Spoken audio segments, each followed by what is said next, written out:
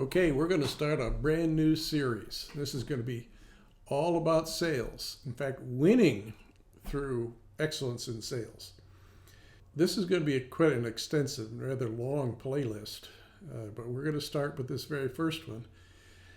I'm going to urge you to subscribe to the Antradot YouTube channel and take a look at this playlist, Winning Through Excellence in Sales, as it evolves.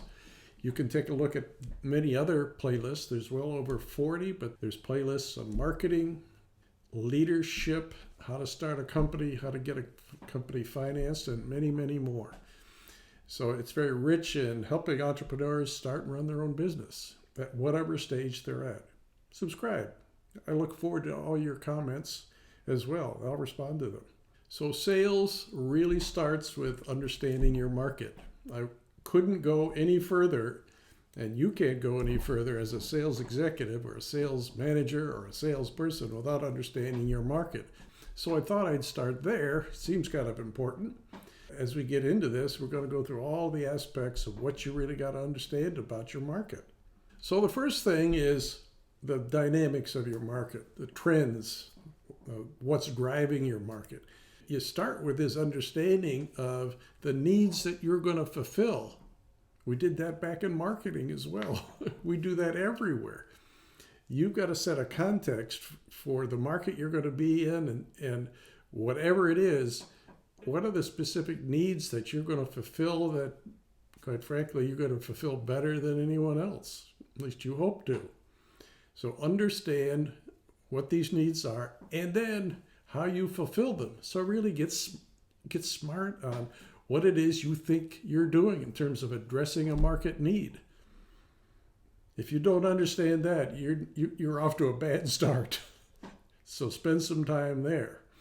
If you've already done a business plan, it should have been written about in the business plan.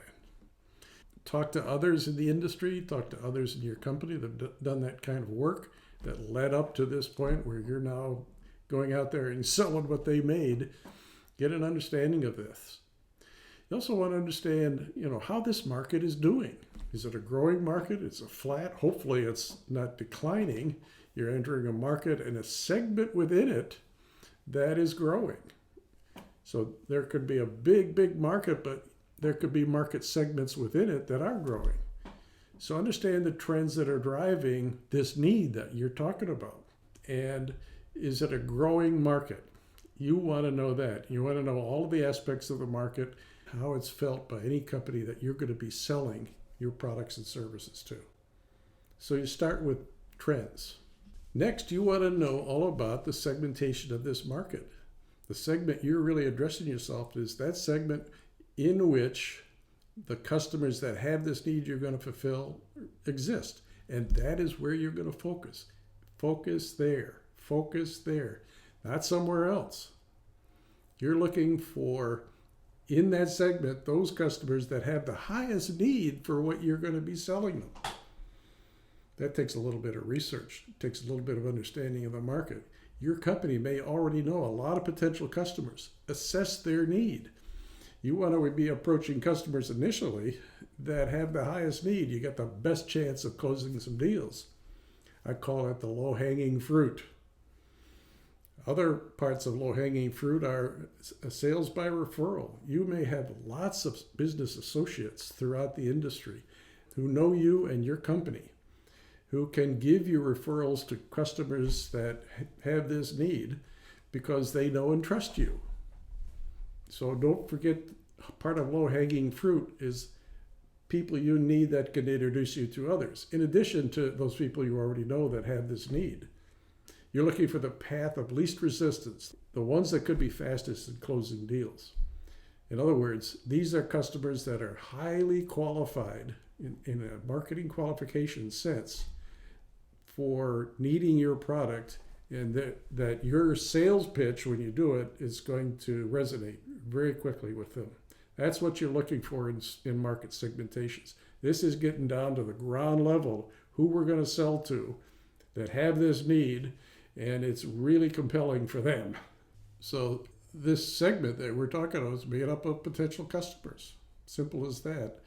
and they have the needs, they're your targets, and you're going to approach them. So as you think about approaching them as potential customers, think through one by one, how do you think you're going to contact them and how you're going to approach them? What are you going to say to them? In what manner are you going to achieve an introduction, or either by yourself or through a referral source? You want to know the first 10, 20, 30 customers that you're going to try to sell to, and you know them intimately. So you have kind of a plan of attack for the customers that you're going to go after. As you think through this market, you're up against competition. You're not the only one, perhaps, fulfilling this very same need. But whoever is, no matter how they're doing it, they're your competition. This should have been talked about in your marketing plan as well as your business plan. This is not a new subject to you, but as a salesperson, you've got to understand this. And when confronted by potential customers who actually are imitating your competitors, you want to know how to beat them and what your SWOT analysis showed you. So you study up on who the competition and what are your winning arguments for when you're up against them in the marketplace. So you need to beat your competition.